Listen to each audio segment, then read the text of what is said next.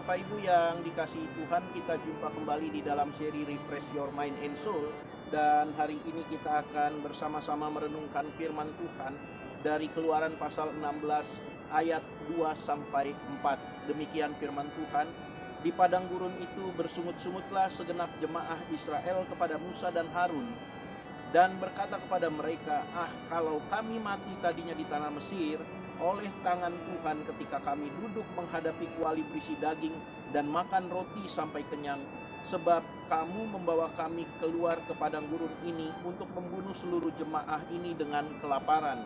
Lalu berfirmanlah Tuhan kepada Musa, sesungguhnya aku akan menurunkan dari langit hujan roti bagimu, maka bangsa itu akan keluar dan memungut tiap-tiap hari sebanyak yang perlu untuk sehari, supaya mereka kucoba apakah mereka hidup menurut hukumku atau tidak. Bapak Ibu yang dikasihi Tuhan, kisah di dalam firman yang baru saja kita renungkan bersama-sama adalah sebuah kisah di mana bangsa Israel menunjukkan sebuah sikap yang sungguh sangat menyakiti hati Tuhan. Mereka berkata kepada Musa bahwa mereka lebih baik berada di dalam perbudakan di Mesir, tetapi mereka masih dapat menikmati berkat dalam hal makanan yang mereka makan dan mereka dapati selama mereka ada di Mesir, dibandingkan waktu mereka mengalami kebebasan berjalan dari tanah Mesir menuju tanah yang Tuhan sudah tetapkan untuk mereka, dan mereka bersungut-sungut karena mereka menderita kelaparan. Bapak Ibu yang dikasihi Tuhan, pernahkah kita merenungkan dengan baik apakah menjadi sebuah kewajiban Tuhan untuk memberkati kita umat? Pernahkah kita bertanya demikian di dalam hidup kita? Apakah memang Tuhan wajib untuk memberkati kita? Kalau kita mau berbicara dengan jujur, tidak ada kewajiban bagi Tuhan Bapak Ibu untuk memberkati umat.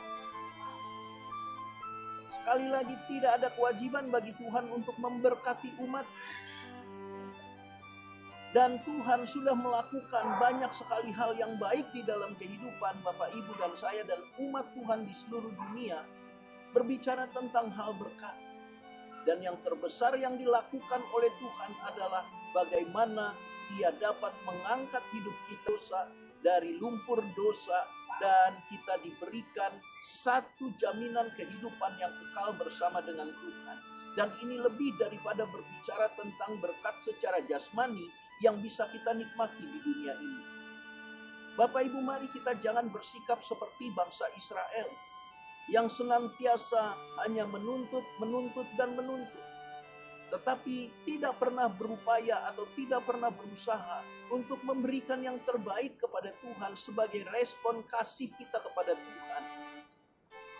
Mari Bapak Ibu, pahami hal berbicara berkat.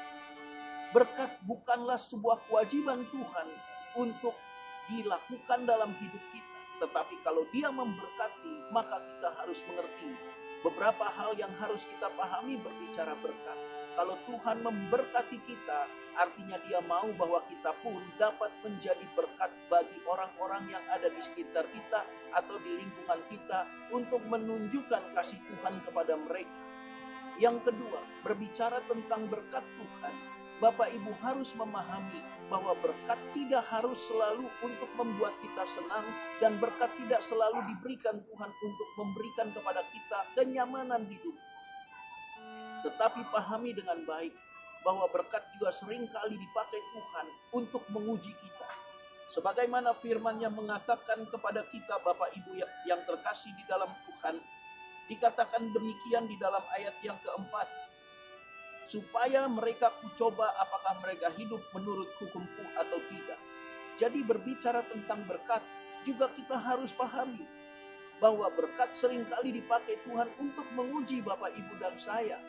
Apakah kita sungguh-sungguh anak-anak Tuhan yang taat kepada setiap apa yang Tuhan kehendaki atau tidak. Jadi kita seringkali salah dalam memandang. Seringkali keadaan yang tidak nyaman itu kita pandang sebagai sebuah ujian. Tetapi kita tidak pernah memahami dengan baik waktu hidup dalam kelimpahan pun itu bisa menjadi sebuah ujian bagi Bapak, Ibu, dan saya.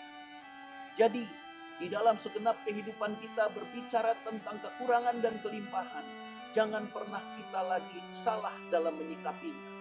Kedua hal itu bisa menjadi cara Tuhan untuk menguji Bapak, Ibu, dan saya. Apakah kita tetap terpaut kepada Dia? Apakah kita tetap mengandalkan Dia? Apakah kita tetap melakukan firman yang Dia kehendaki atau tidak? Jadi, Bapak Ibu yang dikasihi Tuhan, jangan lagi bersikap seperti orang-orang Israel, hanya bisa menyudutkan Tuhan dan memandang negatif kepadanya. Tetapi ingat dengan baik, segenap hidup kita dan apa yang kita miliki, kita nikmati dan kita punya, tidak ada yang bisa kita usahakan sendiri. Itu semua datangnya dari Tuhan. Jadi sikap yang terbaik bagi kita, meresponi kebaikan Tuhan dalam keadaan apapun yang Tuhan izinkan terjadi di dalam hidup kita. Seharusnya kita mampu mengucap syukur dan mengembalikan hidup kita untuk kemuliaan Tuhan. Tetap semangat, tetap bersuka cita. Tuhan Yesus memberkati.